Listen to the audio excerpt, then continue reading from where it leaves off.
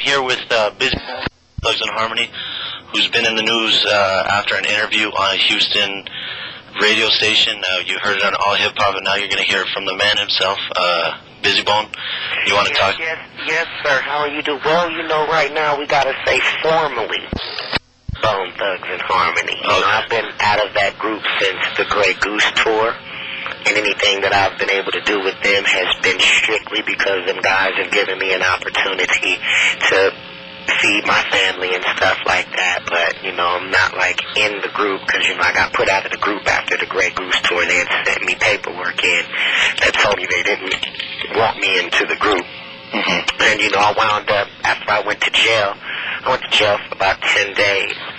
And out in Sunbury, and after I got out of jail, they were on tour, and we were supposed to do a group album. But unfortunately, you know, some of the members weren't quite ready for that. So Lay had a deal with Koch Records on the Bone Brothers thing that he asked me to be a part of, and he said that, you know, I'd be able to get a little bit of money to feed the family off of, and that's where that album came from. We left off Bone Brothers. Yeah, you're talking about Koch, yeah. Exactly. So the Koch Records thing had happened, and, you know, I was very, very unhappy with the artwork that was on the inside of the album cover. It was a lot of demonish stuff that was in there, and I think you remember from The Art of War, everybody seemed to have paint on their face, and some reason I didn't.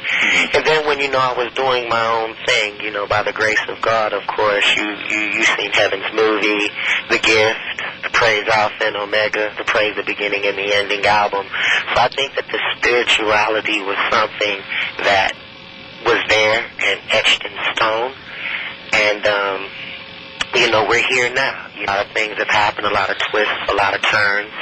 You know, publishing was signed away with Ruthless Records. I never had the opportunity to sign my publishing away. And, you know, then the music for Bone Thugs in Harmony gets sold for $30-odd-something million, and I'm owed 12.5% of that. And money from the Mo Thug Records, and just a lot of things that have been happening that, you know, trying to use my better judgment and really just being a people person and just kind of understanding that the money was spent up before we could even discuss it was, you know, my main reason for just focusing and just keep on going and keep on going and keep on going. And then, you know, to make a long story short, you know, we were doing the Praise Alpha and Omega promotional campaign, and I had to take a walk. And a lot of people said that I was walking around with a homeless man. I had a diamond medallion chain of the world. It was with emeralds and diamonds. And I let that part go. Thank you very much. And, you know, let that, you know, I put that behind me and just kept moving forward and, you know, kept walking and stuff. And, you know, once I came up out of the walk, it was more or less no money was there, nobody was there, everybody said I was on drugs and doing this and doing that and doing this and doing that. All my furniture got thrown out. There was no one there to help me. There was no one there to just, you know, really be there, and I wound up just keep on walking and kept walking. And while I was walking, there was a lot of learning that was going on and a lot of new things that I was able to see. So, you know, now we're here, and I feel as though by the grace of God that I'm here, and it's my pleasure to praise God outwardly. And I think I've been getting a lot of flack about it. You know, I've had comments of, oh, I guess you're going gospel now, and I guess everyone forgot that the biggest song Bone Thugs in Harmony had was Crossroads. And, you know, so these are the type of things that have happened, and so I go to the radio station in Houston, and dealing with so many different prejudices and blasphemies and the different things that were just going on.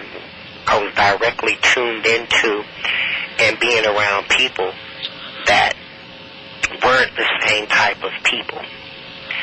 And everyone who I thought was my family left. Every person, that I thought was my family left.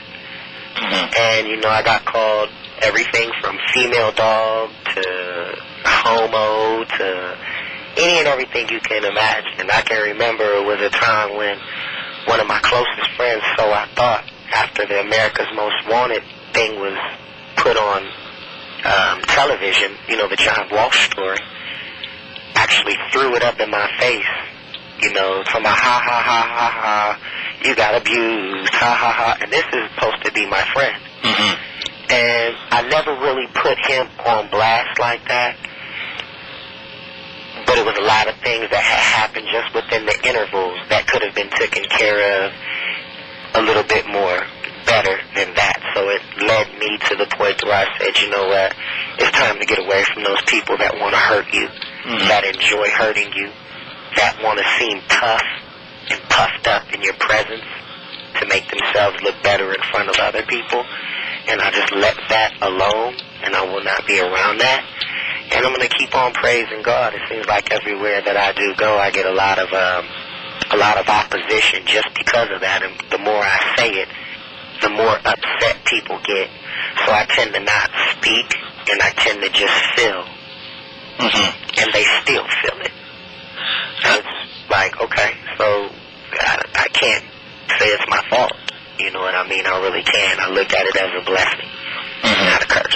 Have you had a chance to listen to that interview that you did with that Houston radio station? I did. Rick gave me a call, and he let me hear some of the stuff that was being said. And, you know, they played bits and pieces of what was going on. Mm-hmm. It was never meant like, it was from the heart. It was from everything that was going on. Yeah, you know, I drank a little bit. You know, we had a few drinks and stuff, but everything that I said, you know, I have to stand beside it. And if there was anything that I felt like I made a mistake on at the time, I made sure that I kept praising God and kept it moving instead of stopping. I was just determined to just speak, make sure we praise God and give everybody the opportunity to understand where I'm coming from, the things that I'm saying, and what's true. Now, the things that we hear, the things that I'm telling you, it's not my fault that people see other things inside of it. Maybe they're not used to speaking to people like that and getting that from them. But it's real. It's here. It's been here. Nothing's changed. And I don't mind people calling me Brian. I don't mind people calling me Bizzy Bone. I really don't mind people calling me anything that they want to call me. It makes me absolutely no difference. So that's really what it was about. You know, it might have seemed a little bit, it might have been a lot for people, you know, much for people to hear it like that. You know, but I guess when you're being called so many names, and when you're being called all these different names, and you know, you step up and you say, excuse me, wait a minute. Where I come from, that shit don't fly. So let me go ahead and let you understand me and feel me to know that I'm a man, and you will respect me as a man. And if you don't, then, you know, I'm going to go my separate ways, and hey, what happens, happens. The radio DJ seemed pretty quiet during the whole interview process and stuff, but when he was done, he made a few comments saying, this is a man on the verge of a breakdown and stuff like that. To all hip, how do you respond? It was, I think that had a lot to do, you know, it's the X factor. You know, it's like chromosomes. You got the X chromosome and you got the Y chromosome. It's like fear of the unknown. You know, it's like when you don't know something, people immediately just get fearful. And we understand the beginning of wisdom. It's in Proverbs. And I would never put myself in a position to harm anybody or make anybody feel uncomfortable. But when this whole place is wired, this whole place has wires around it. Everybody's connected electrically. You know, we have electricity in our bodies. The whole place is wired for explosives. So when you're hearing things on that level and you don't allow them to come at you with cheap shots and you meet them to the punch, that's when it's like, yeah, this guy's crazy. He's nuts. He's on the verge of a breakdown. But really, actually, the person who's saying it may be on the verge of a breakdown. The person who's speaking that may be nuts. Because a good person isn't going to talk about somebody badly. They're going to speak about somebody with love and say, you know what, this kid has sold close to 50 million copies. This kid has no business not having his money. This child has absolutely no business not having his paper. He has no business not being happy. No business. He has no business people laughing at him. He has no business people thinking that he's going through a test. For 8 months? Come on. Mm-hmm. That's not even realistic. It's not even... Where's that documented at? Nowhere. So obviously the test isn't mine. Going back to something you said earlier about shortly before that interview, people calling you names and stuff like that. People obviously are going to assume